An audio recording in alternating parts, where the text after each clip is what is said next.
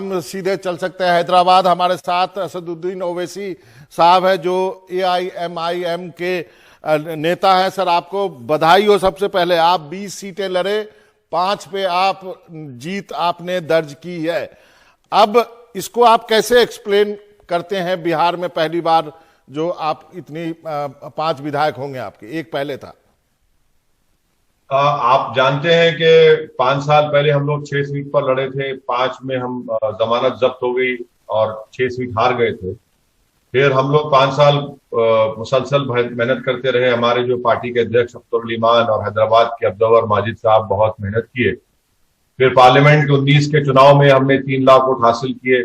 फिर 10 महीने पहले हमने एक असेंबली इलेक्शन बाई इलेक्शन हुआ, वो जीता। तो मेहनत चल रही थी। हम सीमांचल की जनता के दरमियान में थे, उनकी बात कर रहे थे, उनकी इंसाफ की लड़ाई लड़ रहे थे और कल भी लड़ेंगे। तो ये अल्लाह का करम है कि सीमांचल की जनता ने हमको अपना वोट दिया, अपनी मोहब्बतों से नवाजा। तो ये अब तक का सफर रहा है और हमको और आगे और मेहनत करना है। अब और अगला स्टेप क्या होगा आपका? अगला चुनाव जो है पश्चिम बंगाल का है, उसके बाद उत्तर प्रदेश का है। आप का अगला स्टेप जानना चाहता हूं।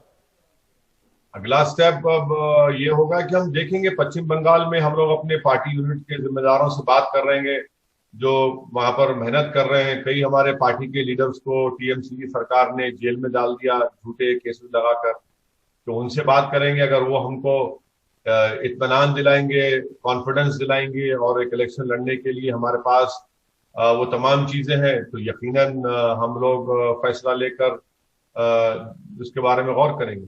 तो आप क्या ये कह सकते हैं अभी कि आप उत्तर प्रदेश और पश्चिम बंगाल में चुनाव लड़ेंगे? उत्तर प्रदेश में तो हमने लड़ा है और पहले लड़े हमने उत्तर प्रदेश में, कामयाबी नहीं मिली। फिर आज से 2.5-3 साल पहले उत्तर प्रदेश के जो म्युनिसिपल चुनाव हुए थे, जिला परिषद के, पंचायत के, हम उसमें लड़े, उसमें कामयाबी मिली।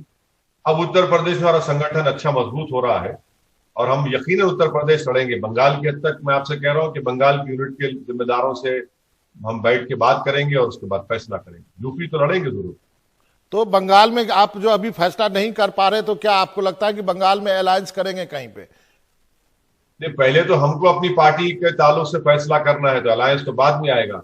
जब हम अपने पार्टी के जिम्मेदारों से बैठकर बात करेंगे और हमको लगता है कि वो लोग तैयार हैं, तो यकीनन हम इलेक्शन लड़ने के ताल्लुक से फैसला करेंगे। और जब फैसला होगा लड़ने का तो फिर जाहिर है ये देखा जाएगा कि इससे अलायंस हो सकता है, नहीं हो सकता है, उस पर गौर करेंगे। बिहार में अलायंस क्यों नहीं हो पाया? बिहार में तो अलायंस था कुशवाहा साहब के साथ। नहीं, RJD के साथ। अब ये तो RJD के नेताओं से पूछना पड़ेगा। हमारे बिहार के अध्यक्ष अख्तरुल इमान ने चुनाव से बहुत पहले पटना जाकर RJD के जिम्मेदारों से मुलाकात की, बल्कि जो मुसलमान उलेमा है, सोशल एक्टिविस्ट हैं, जिम्मेदारान हैं, उनसे जाकर मुलाकात, उनसे कहा कि देखिए हम अलायंस के लिए तैयार हैं, अगर आप बाद में हमको ब्लेम मत करिए कि ऐसा हो गया, खुला हो गया। तो हम तो अपनी कोशिश किए। अगर वो राजी नहीं है तो हम क्या कर सकते। मैंने खुद दिल्ली में आज से 7-8 महीने पहले RJD के 2 जिम्मेदार लोगों से मेरी मुलाकात हुई जो राज्यसभा के MPs हैं। अब मैं क्या कर सकता हूं? मैं तो मुलाकात किया, उनके सामने अपनी बात को रखा। मुझे ये नहीं मालूम कि RJD की लीडरशिप हायरार्की में उनका कितना असर था, मगर हम तो कोशिश किए कि अलायंस हो जाए, मगर अब नहीं हुआ। तो अब क्या कर सकते, उसके बारे में क्या बताया जा सकता? नहीं, मेरा सवाल इसलिए, मुझे याद है आपने 7-8 महीने पहले मुझे बताया था कि आप बातचीत करने की कोशिश कर रहे हैं, लेकिन RJD जो है और आपकी जो पार्टी है, समान विचारधारा वाली पार्टियां हैं, तो एक नेचुरल एलाय के रूप में आप ये अलायंस होना चाहिए था। अब वो हुआ नहीं। मैं आपको वोट कटवा नहीं मानता हूं, मैं आपको वोट लुटवा मानता हूं। आप आते हैं और एक चंक वोट उठा के वहां से चले जाते हैं। इस पर आप क्या कहेंगे? अब देखिए ना कि एक बात याद रखिए कि बिहार का जो वोटर, जो 5,24,000 वोट हमको मिले, वो किसी का होस्टेज नहीं है। अगर आप उसको ये बात कहेंगे तो ये तो उसकी बेइज्जती होगी। ये तो आप उसको कह रहे हैं कि उसको पता ही नहीं है। भाई, वो अपने होशो हवास में किस ये उम्मीद पर और पूरी मोहब्बत के साथ और पूरे एतमाद के साथ MIM पार्टी को वोट दिया है, तो मैं उनको सलाम करता हूं। मेरे पास तो अल्फाज नहीं है उनका शुक्रिया अदा करने के लिए। जो पार्टी ये समझती है कि वोटर हमारा गुलाम है, और हम जैसा चाहे उसको इस्तेमाल करेंगे। वो दिन चले गए, वो दिन अभी नहीं रहने वाले हैं। किसी का भी वोटर जो है उनके साथ रहने वाला नहीं है। आपको काम करना पड़ेगा, उनका दिल जीतना पड़ेगा। अगर कोई इस तरह सोचता है तो यही तो उनको नुकसान पहुंचाती है, यही चीज उनको इलेक्शन नहीं जिता पाती। तो आपको जो बीजेपी की बी टीम कही जा रही है, आपको तो पता ही होगा कि हमेशा से कहा जाता है आपको बीजेपी की बी टीम। नहीं, मुझे इस पर बड़ी आपत्ति है। मैं हमारे इल्जाम लगाने वालों से एक बड़ा दर्दमंदाना गुजारिश करूंगा कि मुझे प्लीज ए टीम बना दीजिए, थोड़ा तो तरक्की करिए। बी टीम कब तक बोलेंगे, ए टीम कहिए, हमको फर्क नहीं पड़ता। जितने इल्जामात लगाएंगे आप, उतना हमारे हौसले और हमारी अज़म में और हमारी जिद में इजाफा होगा। जितना झूठे इल्जामात लगाएंगे उतना लोग अब मान रहे हैं कि ये लोग बीजेपी को नहीं हरा सकते। ओवैसी बीजेपी से मुकाबला कर रहा है आइडियोलॉजी पर, पार्लियामेंट के अंदर, पार्लियामेंट के बाहर। अब हमको अपना वोट खराब नहीं करना है, बल्कि ओवैसी की पार्टी का साथ देना है। तो ये लोग बोलते रहे। अब उर्दू में कहते हैं इसको बाबा के नविश्ते दीवार, मैंने राइटिंग ऑन द वॉल जिसको अंग्रेजी में कहते हैं। अगर इनको समझ में नहीं आ रहा है तो ठीक है, हमको कोई फर्क नहीं पड़ता।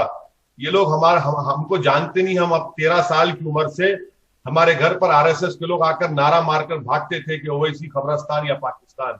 तो हम तो ये सुनते आए हैं और हमारा दिल और जिगर बड़ा सख्त हो चुका है। इन बातों से कोई हमको मुतासिर नहीं कर सकता, ना हमको किसी किस्म की तकलीफ होती है, बल्कि हमको ये समझ में आता है कि हम कोई अच्छा काम कर रहे हैं, इसीलिए इस तरह का इल्जाम हमारे पे लगा रहे हैं। क्योंकि ये लोग फ्रस्ट्रेटेड है, ये खुद नाकाम है, तो अपनी नाकामी के वजूहात को तलाश नहीं करते, किसी और पर इल्जाम लगाते हैं। तो ठीक है, कोई बात नहीं। एक सोशल मीडिया पे आपका एक कार्टून है जिसमें आपको आरएसएस की जो है वो निक्कर पहनाई हुई है और दो बीजेपी का नेता आपको दोनों तरफ से पकड़ा और बोलता है अब चलो पश्चिम बंगाल की बारी है। इसलिए मैंने ये सवाल पूछा था। ऐसा है ना बाबा कि अगर वो कार्टून बना दिया जाए नरेंद्र मोदी का, अगर वो कार्टून में राहुल गांधी को डाल दिया जाए या किसी गांधी परिवार के लोग को डाल दिया जाए, तो मोदी और गांधी परिवार के कार्टून पर कयामत गिर जाएगी। मैं कार्टून बनाने वालों को मुबारकबाद देता हूं कि आपने मेरा कार्टून बनाया, मगर आपसे मैं हाथ जोड़ के अपील करूंगा कि आप मेरे प्रॉफिट मोहम्मद सल्लल्लाहु अलैहि वसल्लम का कार्टून मत बनाइए। आप ओवैसी का कार्टून बना रहे हैं, आप ये समझ रहे हैं कि आप मुझे कोई खरीद सकता है। तो मैं कांग्रेस पार्टी को बोलूंगा कि बताओ 1998 से 2012 तक तुमने क्या किया हमारे लिए। दुनिया में ऐसा कोई ताकत नहीं है जो असदुद्दीन ओवैसी को खरीद सके। मैं अपना जमीर बेचने के लिए कभी तैयार था न रहूंगा। मैं हमेशा अपनी पार्टी के लिए लड़ता रहा और लड़ता रहूंगा। अब इनका ये फ्रस्ट्रेशन है कि बंगाल चलिए। अरे भैया, आप बताइए, कांग्रेस पार्टी मध्य प्रदेश में आपके पूरे एमएलए भाग गए, कल 18 जीत गए बीजेपी में जाकर, मैंने कहा उनको। गुजरात में पूरे हार गए, मैंने कहा। शिवसेना को, बीजेपी को आपने कहा कि हराइए, महाराष्ट्र में ओवैसी को हराइए, बीजेपी को हराना है, शिवसेना को हराना है। आप शिवसेना के गोद में बैठकर हनीमून मना रहे हैं। कितना झूठ बोलेंगे? क्या देश की जनता नहीं देख रही है? देश की जनता जान चुकी है कि ये लोग जो कुछ कर रहे हैं ये अपने मफाद के लिए कर रहे हैं। सेकुलरिज्म को तो सबसे ज्यादा बदनाम तो यही लोग कर रहे हैं। सेकुलरिज्म को इस्तेमाल किए अपने पॉलिटिकल मफादात के लिए। तो आज जब इनको हार मिल रही है तो गांधी परिवार को क्रेडिट नहीं देना चाहते, ओवैसी को क्रेडिट देना चाहते। तो दीजिए हमको क्रेडिट, हम जाएंगे बंगाल को, बराबर जाएंगे। एक अंतिम का सवाल है, लोग ये भी कहते हैं कि यदि 5 सीटें जो आपकी है यदि आरजेडी की आ जाई होती तो सरकार होती, या फिर ये भी मैं इसका उल्टा पूछता हूं कि यदि जरूरत होती उसको 5 सीट की तो आप देते ना समर्थन आरजेडी को? आप सबसे पहले मैं आपको बताना चाह रहा हूं कि मेरे पास एम्पिरिकल डेटा है कि हम जो 20 सीट पर लड़े उसमें से 5 पे हम कामयाब हुए, 6 पर एनडीए और 9 पर महागठबंधन कामयाब हुआ।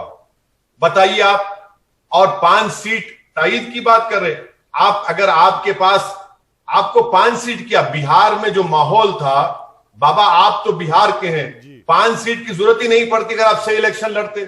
किस बुनियाद पर आपने कांग्रेस को 70 सीट दिए? वो बूढ़ी कांग्रेस जो कुछ नहीं कर पाती, 70 में 20 जीती तो 50 कौन जीता? बताइए ना बाबा। 50 सीट पर बात नहीं होगी। मुस्लिम वोट पर बात होगी, ठाकुर वोट पर बात नहीं होगी, बुमियार पर बात नहीं होगी, ब्राह्मण वोट पर बात नहीं होगी, वैश्या वोट पर बात नहीं होगी, यादव वोट पर बात नहीं होगी, ना 55वां के ऊपर बात होगी तो मुस्लिम वोट पर। क्या क्या ठेका लेके रखे हैं? हम क्या किसी के गुलाम हैं? ये इनको समझना चाहिए। सही कहा आपने। यदि वो जो 70 में से 20 भी आपको दिया होता तो शायद आज खेल दूसरा होता, जैसा कि माले ने करके दिखाया। आपका बहुत बहुत शुक्रिया ओवैसी साहब, आपने वक्त निकाला एनडीटीवी से बातचीत करने के लिए। बहुत बहुत धन्यवाद। Thank you.